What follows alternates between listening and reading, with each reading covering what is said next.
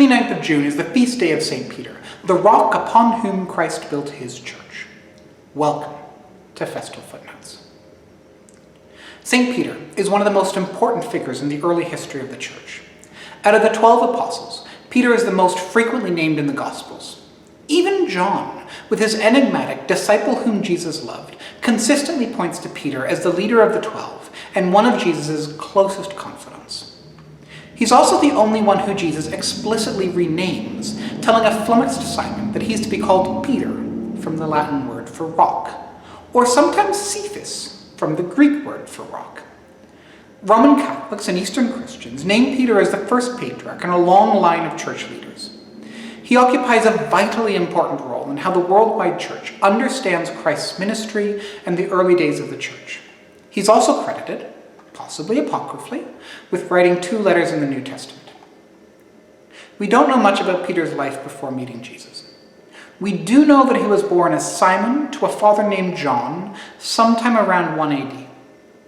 Before taking to the road with the Messiah, Peter fished the Sea of Galilee with his brother Andrew and his business partners, Zebedee and his sons. He was married, but no mention is ever made of who his wife was or if he fathered any children.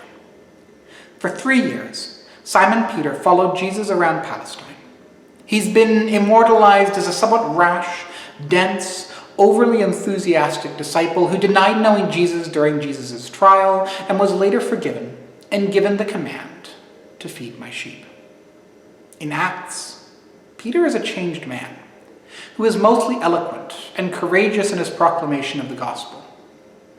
The last mention we have of Peter is in Acts, where he is imprisoned in Jerusalem and rescued by an angel of the Lord.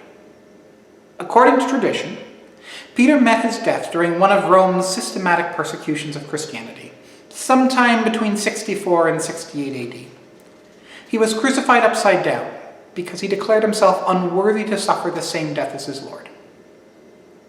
There are many lessons we can take from Peter's life, but the most powerful is his transformation in the spirit from a simple and sometimes fanatical fisherman to a loving and compassionate fisher of people.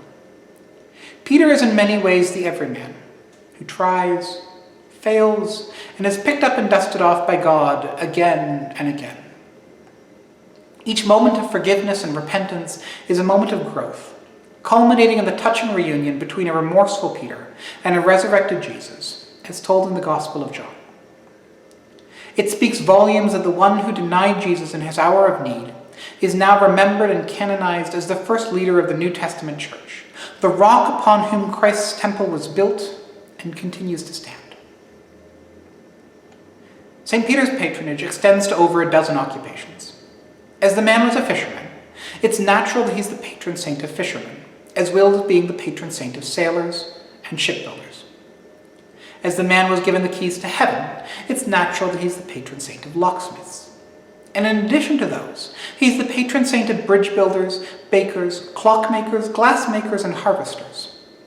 Finally, he's the patron of the papacy and of all popes. As to places, unlike most prominent saints, St. Peter is not patron of a long list of countries. But he is the patron of the country of Fiji, along with the cities of Trier in Germany, Ponzan in Poland, York in England, and of course the cities of St. Petersburg and Rome.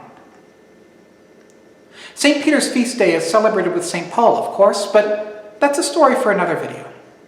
Link in the description.